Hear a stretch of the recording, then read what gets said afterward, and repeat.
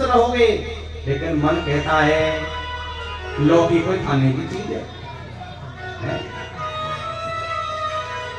जब तक मसालेदार नहीं हो, तड़केदार नहीं हो, कोई आनंद आता है? किसकी मानते हैं? मन की। नीति कहती है रात्रि का द्वितीय पहर प्रारंभ हो गया, अब शरीर को विश्राम दो, सो जाओ। मन कहता है अभी थोड़ी देर और व्हाट्सएप देख लो, इसका मैसेज आया है, थोड़ी देर और इंस्टा पर रील देख लो, थोड़ी देर और टीवी देख लो, अभी तो मेरा फेवरेट सीरियल आएगा 10:30 बजे, उसको देखे बिना कैसे सो जा। किसकी मानते हैं? मन की नीति की? मन की। और जब जब हम मन की मानते हैं तब तब हमारा जीवन अंधकार में होता है, तब तब हमारा जीवन कष्ट में होता है। क्योंकि नीति का जो मार्ग है वो स्थायी सुख का मार्ग है। हो सकता है नीति के मार्ग पर चलने में थोड़ा बहुत कष्ट हो, लेकिन उसका परिणाम आनंदमय है।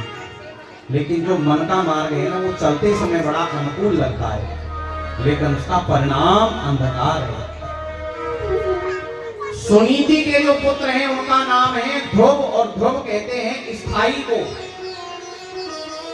और सुरुचि के जो पुत्र हैं उनका नाम है उत्तम, उत्तम कहते हैं अंधकार को। जब जब तुम मन के मुताबिक करोगे, मन के अनुरूप करोगे, रुचि के अनुरूप करोगे, तब तक तुम्हें अंधकार में जाना पड़ेगा। एक दिन ये उत्तानपाद राजा छोटी रानी के पुत्र उत्तम को गोद में लेकर के उसको लाड लड़ा रहे थे। एकदा सुरुचे पुत्रमंकमारोप्य लालयन् उत्तमं नारुरुक्षन्तं विभवं राज्याभिनन्दत।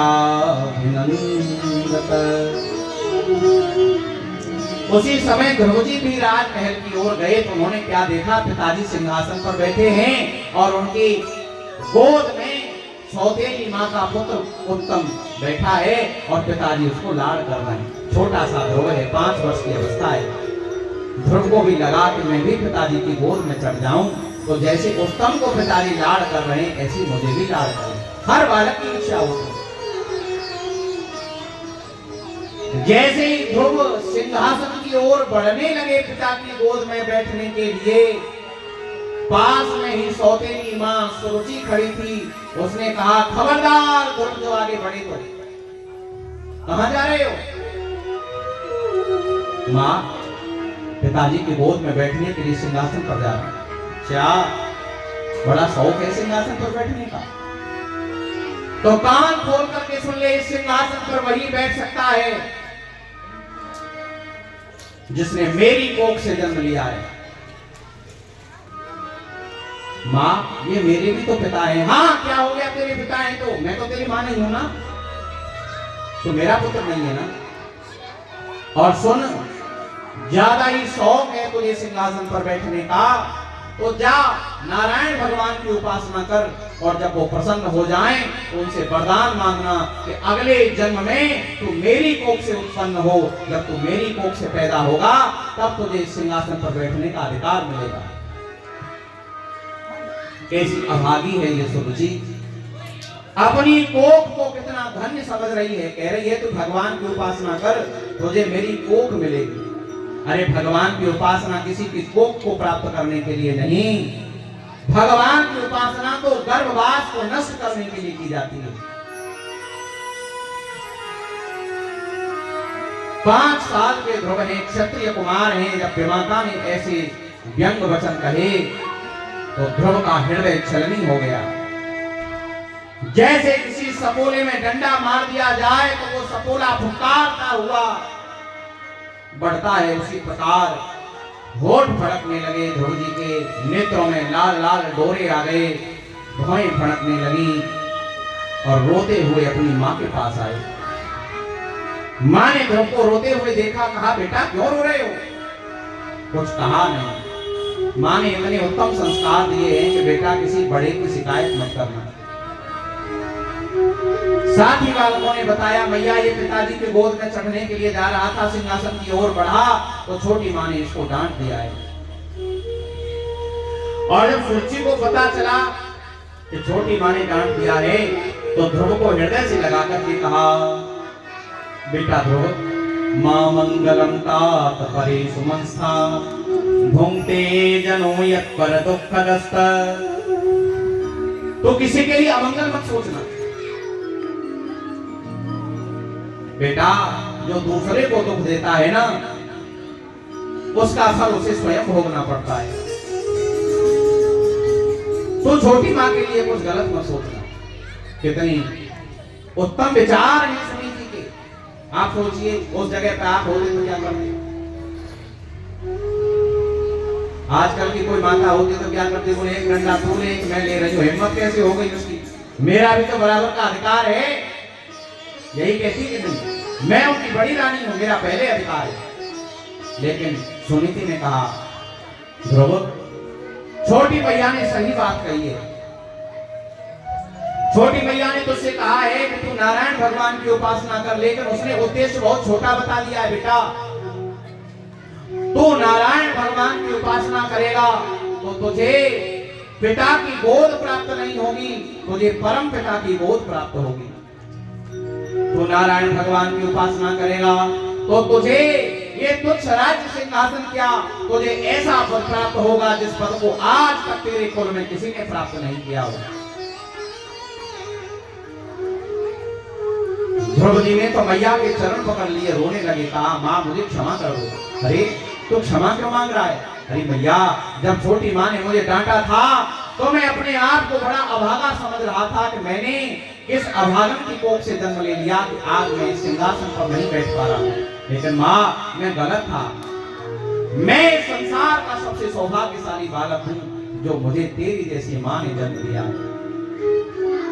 अब तू मुझे आशीर्वाद दे, अब मैं ऐसे पद को प्राप्त करके लौटूं जिस पद को आज तक मेरे यहाँ किसी ने प्राप्त नहीं किया हो।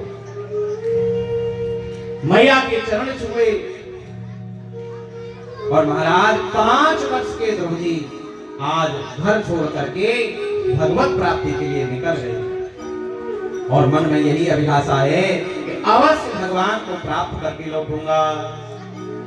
और मन में यही भाव आ रहा है, जीवन है तेरे हवाले मुरलिया वाले, जीवन है तेरे हवाले,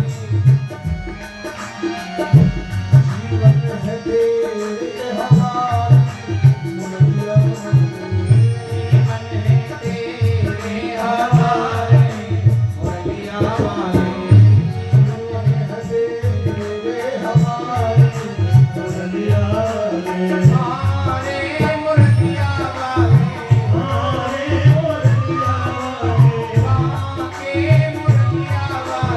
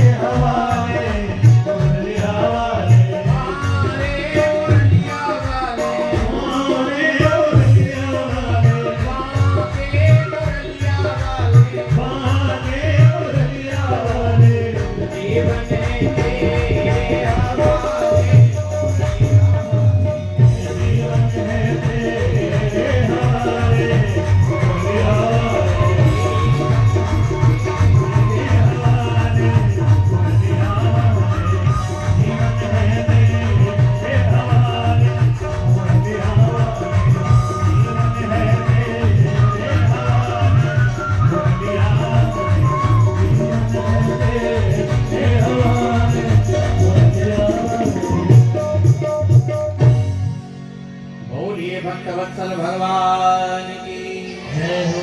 5 वर्ष के ध्रुव जी मन में यही विश्वास है कि अब भगवान को प्राप्त करके लौटूंगा, घर से निकल गए। भगवत प्राप्ति के मार्ग में सबसे दुर्लभ कुछ है तो वो सदगुरु की प्राप्ति है। बिना गुरु के भगवान नहीं मिलते। लेकिन 5 वर्ष के ध्रुव जी कहां ढूंढने जाए गुरु को। लेकिन यदि हृदय में भगवत प्राप्ति की तीव्र उत्कंठा है तो भगवान ही गुरु रूप में तुम्हें प्राप्त हो जाएंगे। सामने से नारद जी आ गए और नारद जी ने देखा कि जब भगवान को प्राप्त करने जा रहा है, लेकिन जब तक इसको कोई गुरु स्वीकार नहीं करेगा तब तक भगवान इसको स्वीकार नहीं करेंगे। चलो इसी को चेला बनाए। नारद जी तो ढूंढते रहते हैं चेलों को कि कोई भगवान को प्राप्त करने के लिए निकले तो सही। तब नारद जी ने कहा, तुम उत्तानपाद के लड़के देखते हो? हाँ हाँ गुरु जी। कहां जा रहे हो? ध्रुव जी ने कहा, भगवान को प्राप्त करने के लिए जंगल में जा रहा हूं। नारद जी हंसने लगे, हाँ भगवान कोई गुड़ का पुआ है जो तुम गाल में धर लोगे। भगवान की प्राप्ति इतनी सरल समझ रखी है क्या तुमने? अरे वो बड़े बड़े योगियों के लिए भी दुर्लभ है। और क्यों जा रहे हो? सौतेली माँ ने डांट दिया इसीलिए घर छोड़ दिया। चलो मेरे साथ घर लौट चलो, तुम्हारे बाप से कहकर के तुम्हें तुम्हारे हिस्से का आधा राज्य दिलवा दूंगा। ध्रुव जी ने कहा, नहीं गुरु जी, मुझे राज्य नहीं चाहिए। अच्छा पूरी गद्दी चाहिए तुम्हें? चलो तुम्हारे बाप से कहकर के मैं पूरा राज्य तुम्हें दिलवाता हूं। ध्रुव जी कहते हैं, अब तो वैसे भी नहीं जाऊंगा। क्यों? बोले अभी मैंने भगवत प्राप्ति के मार्ग पर एक पैर रखा है अभी, तो मुझे पूरा राज्य मिल रहा है। और जब मुझे भगवान मिल जाएंगे तो क्या प्राप्त नहीं हो जाएगा। अब मैं इधर नहीं लौटने वाला। अब तो आप कृपा करके ये बताइए कि मुझे भगवान कैसे मिलेंगे। नारद जी अत्यंत प्रसन्न हो गए हृदय में, लेकिन फिर कठोर रहे। इसकी श्रद्धा देखो तो सही कैसी कैसी। जैसे कोई दीवार में कील गाड़ी जाती है, ठोकी जाती है, तो एक बार चोट लगा करके फिर उसको ऐसे देखते हैं कि नहीं कि अभी ये अच्छी तरह से लगी है कि नहीं। तो मानो पहले चोट करते हैं नारद जी, फिर हृदय को टटोलते हैं, फिर क्या कहते हैं, अच्छा जंगल में जा रहे हो तो ये बताओ जंगल में तुम्हारी मैया तो रहेगी नहीं, तो तुम्हें गरम गरम पराठे कौन खिलाएगा, नाश्ता कौन कराएगा, कैसे तुम अपना भरण पोषण करोगे? कोई जंगल में मैया थोड़ी बैठी है। हमारे भोजन का प्रबंध कौन करेगा? तब ध्रुव जी कहते हैं, गुरु जी गर्भवास में जतन ते जोरा क्यों नो मास ते हरि भजिए परशुराम हरि हरि दूजिया। अरे मैंने तो आज तक यही सुना है अपनी मैया से कि जो गर्भ कुंड में 9 महीने हमको भोजन देता है वही हमारे भोजन का प्रबंध सब जगह करता है। गुरुजी जब मैं मैया के पेट में था तो मुझे दूध कौन देता था, मुझे भोजन कौन देता था? अरे जब वो मैया के गर्भ में दे सकता है तो वो मुझे जंगल में नहीं देगा। जब दांत नहीं थे तो दूध की व्यवस्था उसने कर दी, तो वो जंगल में मेरे भोजन की व्यवस्था नहीं करेगा। प्रसन्न हो गए नारद जी, लेकिन फिर टटोलने लगे। अरे तो उस जंगल में हिंसक जीव रहते हैं, शेर बाघ भालू इत्यादि हिंसक जीव रहते हैं, तुम्हें खा जाएंगे। ध्रुव जी कहते हैं, गुरु जी ये बताओ और हिंसक जीवों में शेर भालू बाघ में मेरा भगवान रहता है कि नहीं?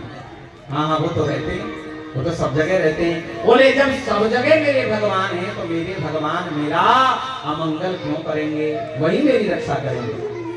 प्रसन्न हो गए नारद जी, हृदय से लगा लिया, ध्रुव मैं तुझे मंत्र देता हूँ और आशीर्वाद देता हूँ, तू यहाँ से सीधा मथुरा चला जा। मथुरा में यमुना किनारे इस मंत्र का जप करना, जा मेरा आशीर्वाद है 6 महीने में तुझे भगवान की प्राप्ति हो जाए। आशीर्वाद दे दिया। और इतने प्रसन्न हुए नारद जी कि सीधे वैकुंठ पहुंच गए ये समाचार सुनाने के लिए कि मैंने ध्रुव को चेला बना लिया।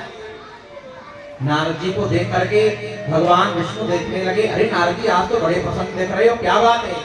अरे प्रभु आज एक ऐसा चेला मिला है, ऐसा चेला तैयार किया है कि 6 महीने में वो आपको प्राप्त कर लेगा।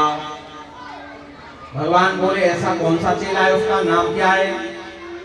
तो नारद जी कहते हैं उसका नाम है ध्रुव। भगवान ने माथा पिटा, रे नारद ये क्या नट कर दिया तुमने? अरे तुमने ध्रुव को 6 महीने का समय दे दिया।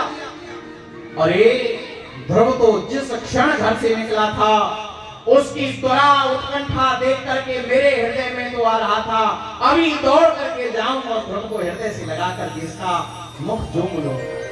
लेकिन मैं इसी प्रतीक्षा में था कि कोई गुरु इसको स्वीकार कर ले, और तुमने ध्रुव को 6 महीने का समय दे दिया। अब मुझे 6 महीने बाद ध्रुव मिलेगा। मैं तो इसी प्रतीक्षा में था कि कोई गुरु स्वीकार कर ले, लेकिन तुमने मेरे ध्रुव को 6 महीने का समय दे दिया। नारद जी को बड़ा आश्चर्य हुआ। और इधर ध्रुव जी मथुरा के में आए हैं, यमुना किनारे उन्होंने अपनी साधना प्रारंभ की है। मैत्री मुनि कहते हैं त्रिरात्रांते त्रिरात्रांते कपित्थवदरासन आत्मवृत्त्यनुसारेण मासं निश्चयं हरिं। कितनी कठोर साधना कर रहे हैं ध्रुव जी। पहले महीने जब साधना प्रारंभ की तो 3 रात्रि के उपरांत एक बेर और एक कैथ का फल खाते।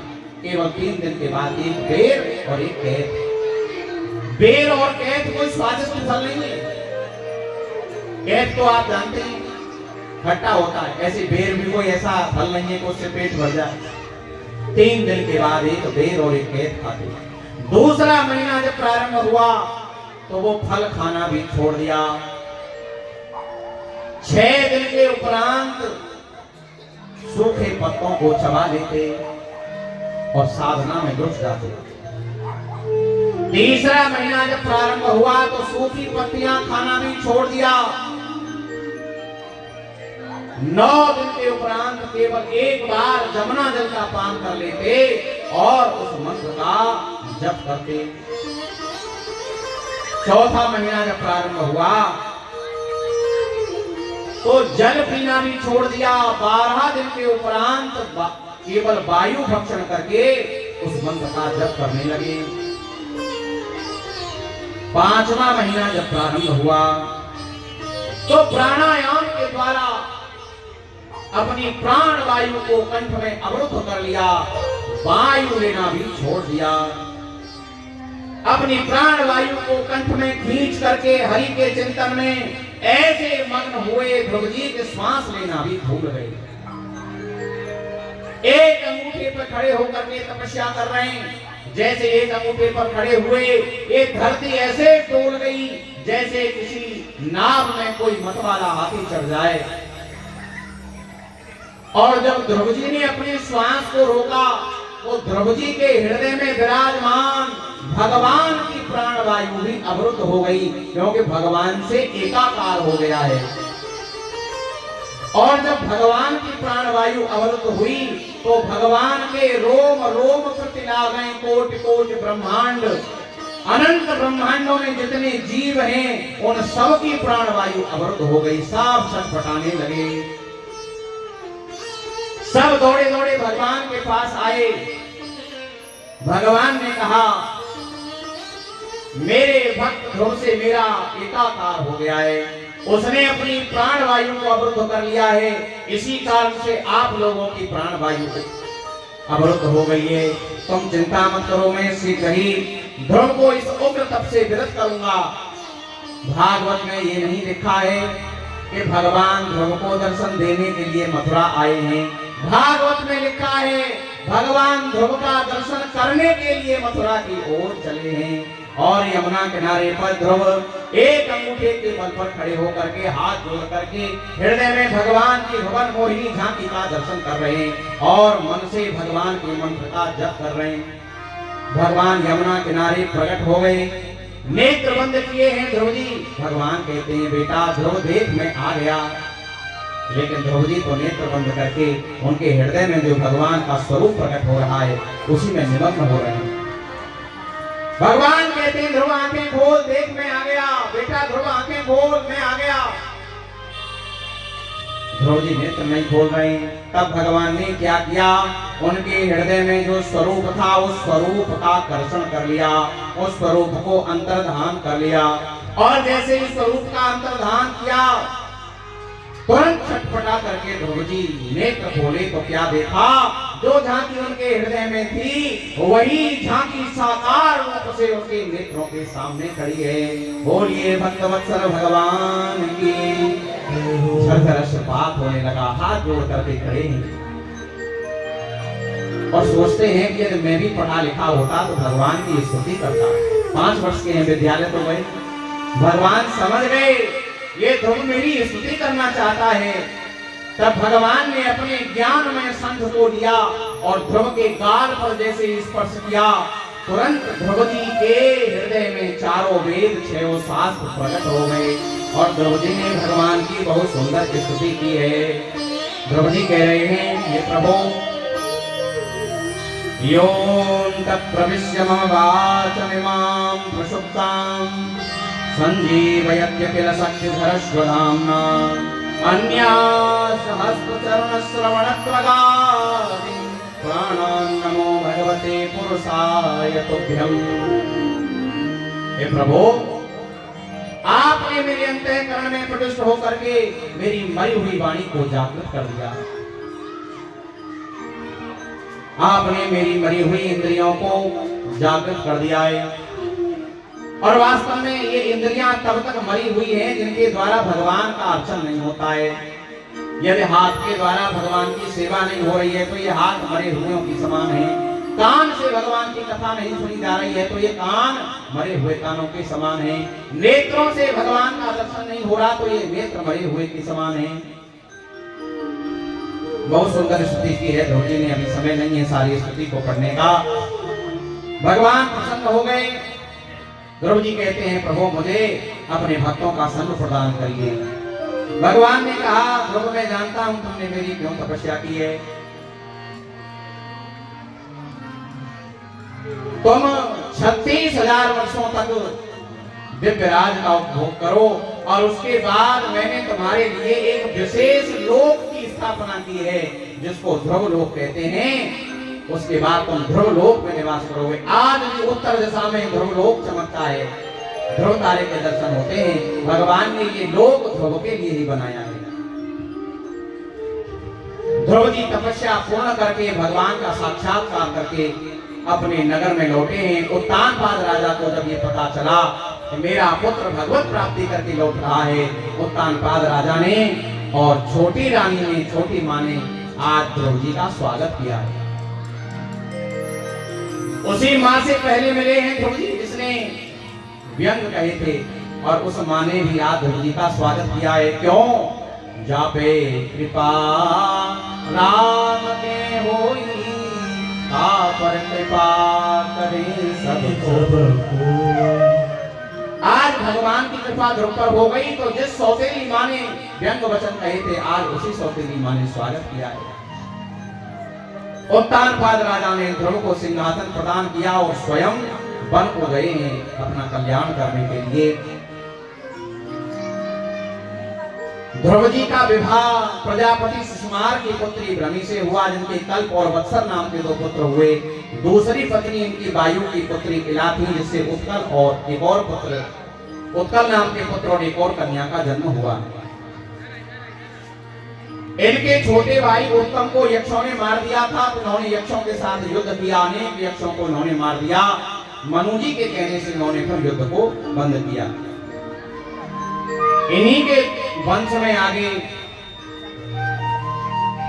एक राजा हुए अंग जिनकी पत्नी थी सुनीता जो मृत्यु की पुत्री थी। इन राजा अंग के एक पुत्र हुआ जिसका नाम था बेन जिसमें अपनी ननिहाल के गुण आ गए जिससे ये घोर नास्तिक हुआ। संतों के साथ से इसके शरीर का पतन हुआ।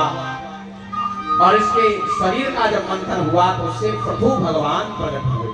बोलिए पृथु भगवान की जय हो।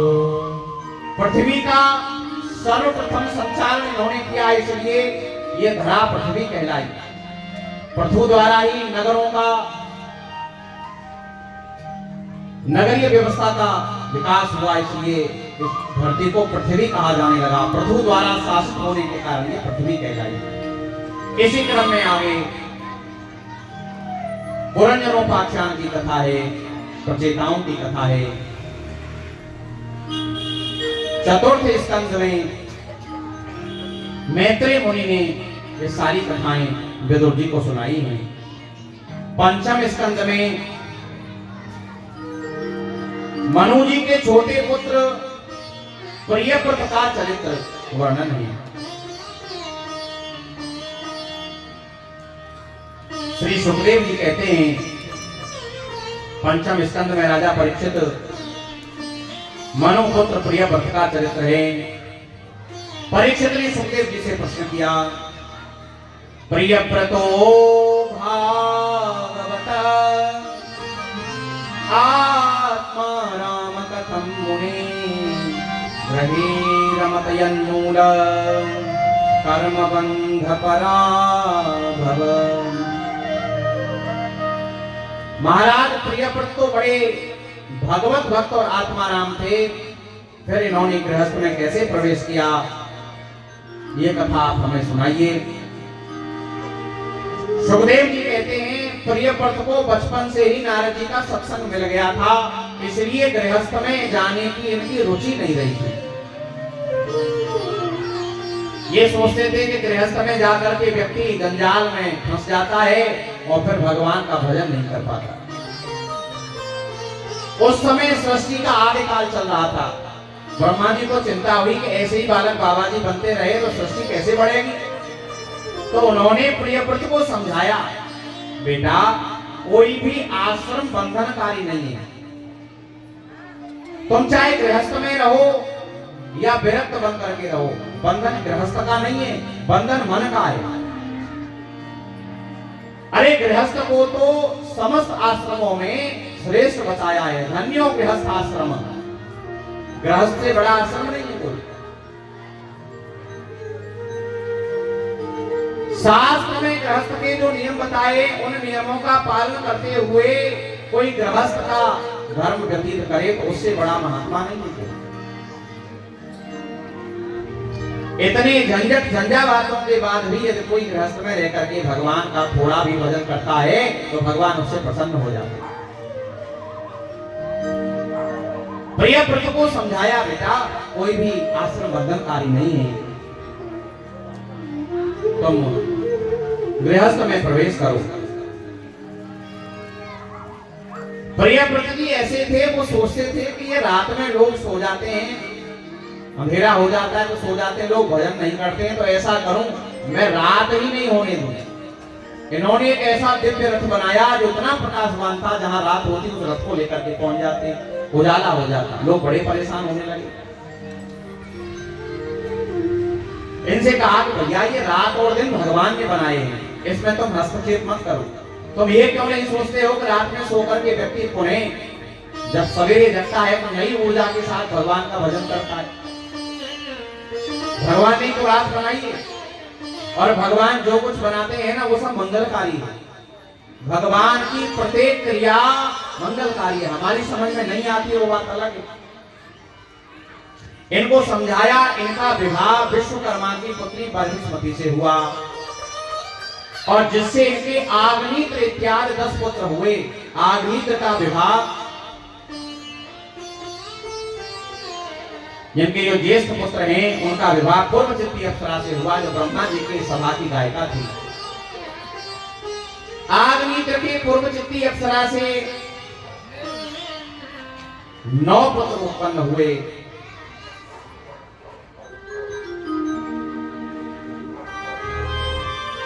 जिनमें से ज्येष्ठ है नाभि। नाभि का विवाह मेरु देवी के साथ हुआ। मेरु देवी से विवाह हुआ, जिनके कोई संतान नहीं थी, पुत्रेष्टि यज्ञ कराया, भगवान प्रकट हुए।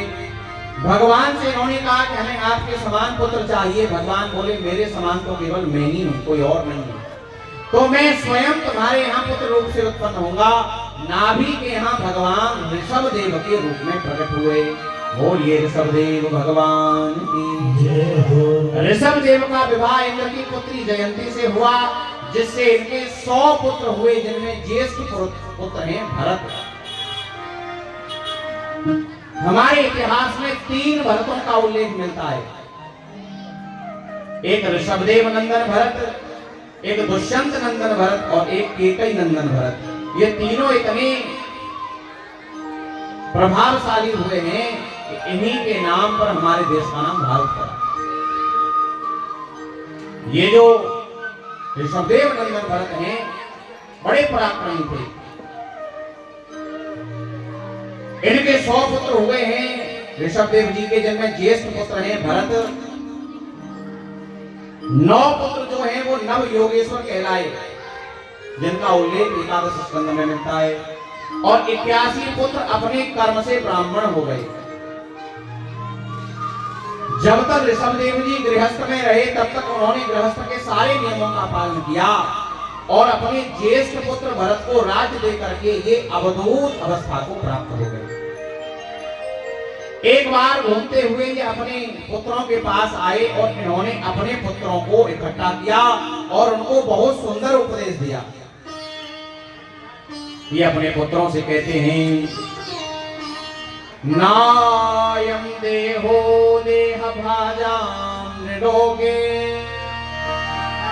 कष्टान कामान हते विभुजाम तपो दिव्यम पुत्रकायेन सत्वम शुद्धैभ्यस्मात् ब्रह्म सौख्यम त्वनन्तम।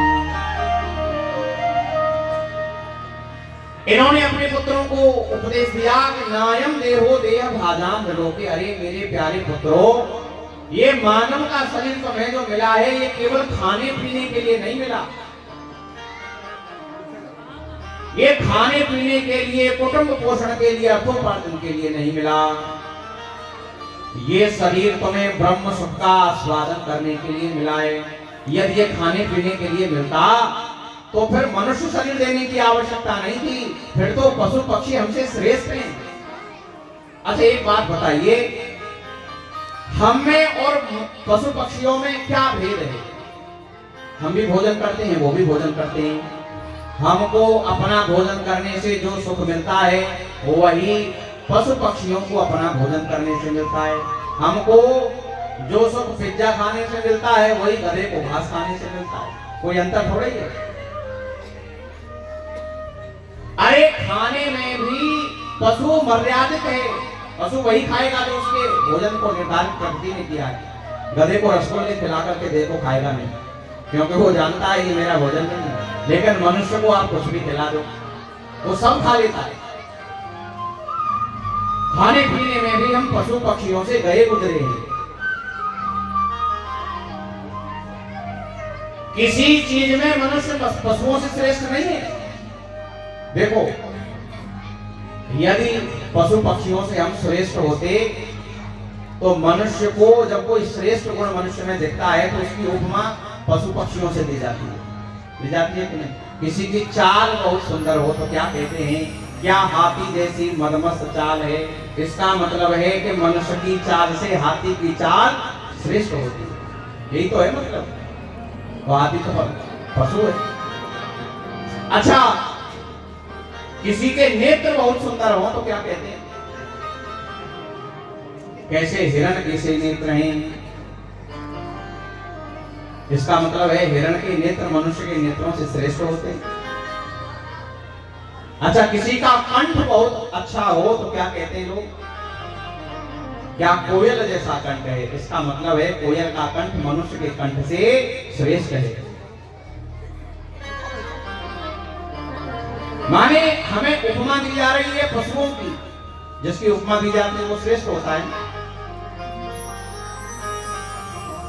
अच्छा, मनुष्य फिर श्रेष्ठ क्यों है?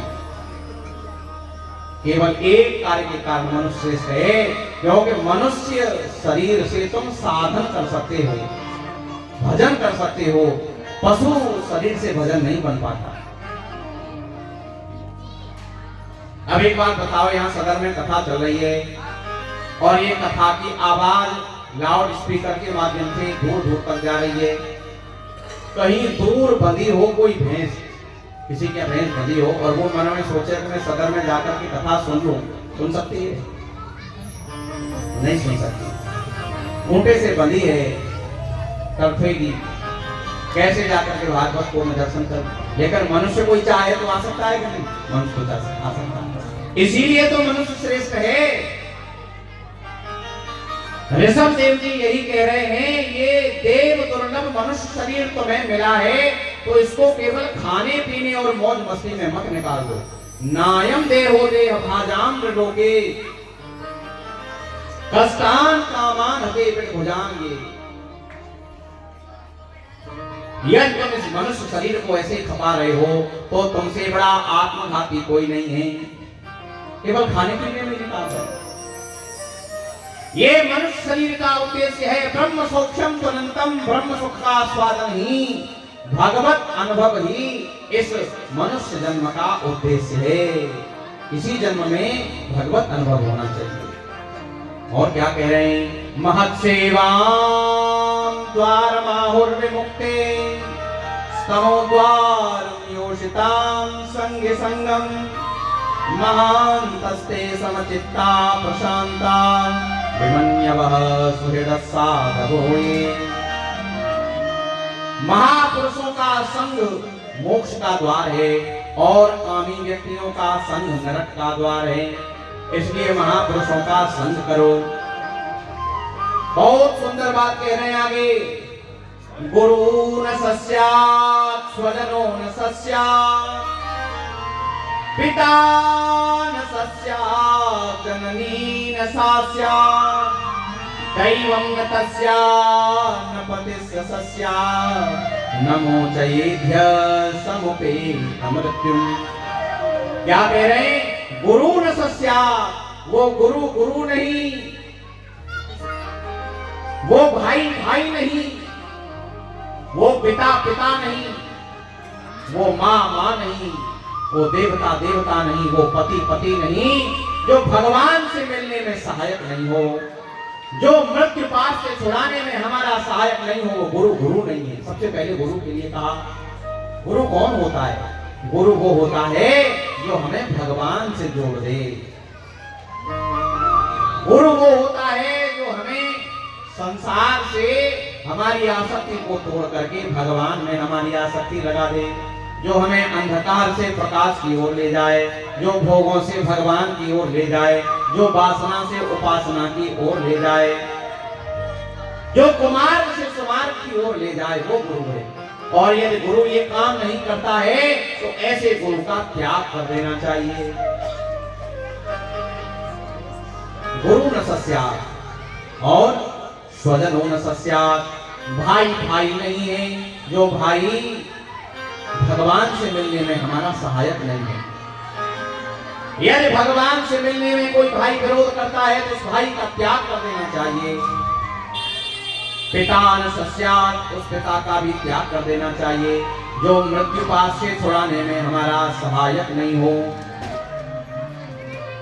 जननी न सस्यात्, वो जननी जननी नहीं, वो देवता देवता नहीं, पति पति नहीं, जो भगवान से मिलने में सहायक नहीं हो। अरे गुरु हो तो नारद जी जैसा जो स्वयं भी भजन करे और अपने शिष्यों से भी भजन कराए। पिता हो तो ऋषभदेव जैसा, भाई हो तो विभीषण जैसा, जो रावण को बार बार प्रेरित करता है कि तुम भगवान का भजन करो।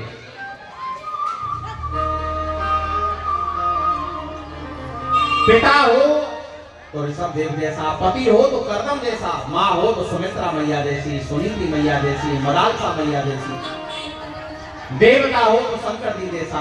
और यदि ये सारे संबंध भगवान से मिलने में विरोध करते हैं तो इन सारे संबंधों का त्याग कर देना चाहिए। आप कहेंगे किसी ने त्याग किया भी है? हाँ किया है। विनय पत्रिका में श्री तुलसीदास जी कहते हैं, जाके प्रिय न राम तजिए ताहि कोटि वैरी सम यद्यपि परम सने। तजो पिता प्रहलाद विभीषण बंधु भरत महिताल। बलि गुरु तजो कंत ब्रज बनितै भय मुद मंगलकारी।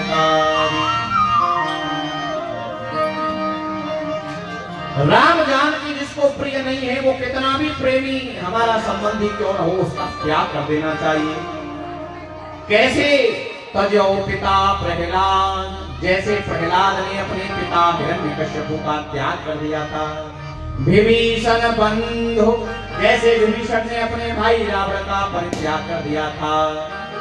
भरत महितारी, और भरत जी को जब पता चला था कि राम वनगमन में मेरी मां केकई सहायक बनी है, तो उसी दिन से केकई को मां कहना छोड़ दिया गया। बलि गुरु तजो, बलि ने अपने गुरु शुक्राचार्य का त्याग कर दिया था। कंत ब्रज बनितै, यज्ञ पत्नियों ने अपने अपने पतियों का त्याग कर दिया था कृष्ण के लिए। और भय मुद मंगलकारी, इनकी निंदा नहीं हुई, अब तो ये मंगलकारी हुई। जो भगवान के लिए संबंधों का त्याग करता है उसकी निंदा नहीं होती है। बहुत सुंदर उपदेश दिया है। इसी क्रम में भरत जी की कथा है। ये भरत जी अपनी उत्तरावस्था काल में अपने पुत्रों को गद्दी देकर के गंडकी नदी पर तपस्या करने के लिए गए। आप सब लोग कथा से परिचित हैं कि एक हिरण के बच्चे में इनकी आसक्ति हो गई। एक दिन ये गंडकी नदी में संध्या वंदन कर रहे थे, उसी समय एक गर्भिणी हिरणी गंडकी नदी में जल पीने के लिए आई। पीछे से किसी सिंह ने दहाड़ मारी, तो सिंह के भय से भयभीत होकर के उस हिरणी ने छलांग लगाई। छलांग लगा करके वो हिरणी अगले किनारे पर जाकर के मृत्यु को प्राप्त हो गई। लेकिन उसका जो गर्भस्थ शिशु था, उसका वो गर्भस्थ शिशु प्रसव से बाहर आया और वो नदी में बह रहा था। भरत जी को दया आई और उस हिरण के बालक को वे अपनी कुटिया पर ले आए।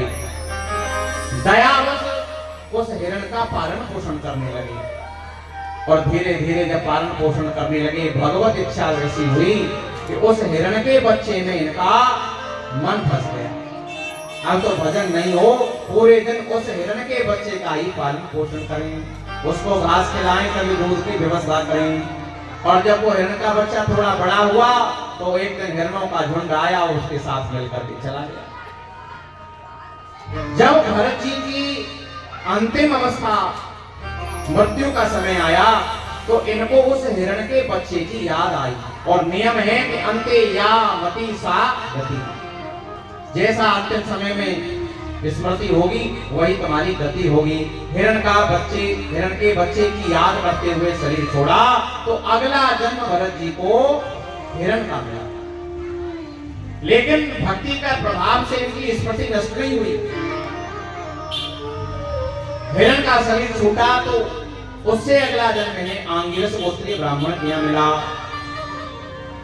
फिर भी इनको अपने पूर्व जन्मों की स्मृति रही और ये सोचते हैं देखो उस हिरण के बच्चे के चक्कर में मेरे 3 जन्म खराब हो गए। किसी से बोलते नहीं थे, सोच लिया था अब किसी से बोलूंगा नहीं तो बंधन में पड़ जाऊंगा। इनका नाम लोगों ने रख दिया जड़, नाम पड़ गया जड़ भरत। घर वालों ने भी घर से निकाल दिया, जंगल में पड़े रहते, आकाश वृष्टि से जो कुछ मिल जाता उसी से निर्वाह करते। एक बार कुछ डाकुओं ने बलि देने के लिए इनको पकड़ लिया, मना नहीं किया, बलि देने के लिए ले गए। और जैसे ही बलि देने के लिए इनको खिलाया पिलाया, माला पहनाई, पूजन किया, बलि देने के लिए उद्यत हुए तो जिस भद्रकाली की बलि देने के लिए जा रहे थे उसी की प्रतिमा में से देवी प्रकट हो गई और उन दुष्टों का नाश किया। जड़ भरत जैसे भक्त की बलि देने चाहते हो। इसी क्रम में सुखदेव जी कहते हैं एक दिन सिंध सौवीर देश का राजा रहुगण पालकी में बैठ करके सत्संग करने के लिए जा रहा था। 4 कहार उसकी पालकी को ढो रहे थे, उनमें से एक कहार बीमार पड़ गया। उस कहार की जगह पे जड़ भरत जी को पालकी में जोत दिया। इन्होंने मना भी नहीं किया, पालकी उठा के चलने लगे। लेकिन संतों की जो हर क्रिया होती है ना, वो विलक्षण होती है। कहार तो सीधे चलते, लेकिन ये नीचे की ओर देख के चलते, कोई चींटी चींटा या कोई सूक्ष्म जीव मेरे पैर के नीचे नहीं आ जाए। और जैसे कोई चींटी चींटा दिखता तो तुरंत उछल जाते तो पालकी हिलती तो राजा का सिर पालकी में लगता। राजा ने डांटा कहारों को, अरे कहारो, तुमसे पालकी ढोना नहीं आता। कहारों ने कहा, महाराज हम तो पालकी ठीक धो रहे हैं, लेकिन जो नया कहार अभी धोता है ये थोड़ा ठीक नहीं चल रहा। राजा ने जब जड़ भरत जी को देखा तो इनसे कहता है, तेरी अभी चिकित्सा कर दूंगा, इतना मोटा ताजी हो रहा है तो उससे पालकी नहीं धोई जा रही है। जब राजा ने इस प्रकार कहा कि मैं तुझे दंड दूंगा, इतना मोटा हो रहा है, आज तक किसी से नहीं बोले थे जड़ भरत जी, लेकिन आज उस रघुगण से कहते हैं, राजन तुम किससे कह रहे हो मोटा, किससे कह रहे हो पतला, किसको दंड देने की बात कह रहे हो मुझे? तो ये सारी बातें मेरे ऊपर लागू नहीं होती। जैसे जड़ भरत जी ने ये कहा, राजा पालकी से कूद गया, चरण पकड़ लिए। आप कौन हैं? आपके जनेऊ को देख करके मुझे लग रहा है आप कोई ब्राह्मण हैं, मुझसे अपराध हो गया, मैंने आपका अपराध कर दिया। कहीं आप साक्षात कपिल देव ही तो नहीं है जो मुझे ज्ञान देने के लिए आए हैं? जड़ भरत जी ने कहा, तूने जो बातें कही है, मोटा होना पतला होना, ये तो सब शरीर के धर्म हैं। शरीर मोटा होता है, शरीर दुबला होता है, आत्मा का इनसे कोई संबंध नहीं है। दंड भी कोई शरीर को ही दे सकता है, आत्मा को नहीं। जब ये बातें राजा रघुगण ने सुनी, चरण पकड़ लिए, कहा मुझे आप दिव्य ज्ञान प्रदान करिए। तो जड़ भरत जी ने रघुगण को आत्म अनात्म संबंधी दिव्य ज्ञान प्रदान किया है। उस ज्ञान को प्राप्त करके रघुगण प्रसन्न हो गया और अपने देश को चला गया है। आगे इसी क्रम में सुखदेव जी कहते हैं, राजा परीक्षित भवाटवी की कथा सुखदेव जी ने राजा परीक्षित को सुनाई है, और भूगोल खगोल का वर्णन भी पंचम स्कंद में सुखदेव जी ने राजा परीक्षित को सुनाया है। और इसी भूगोल खगोल के वर्णन में सप्त द्वीपों की कथा सुनाई है और भारतवर्ष की महिमा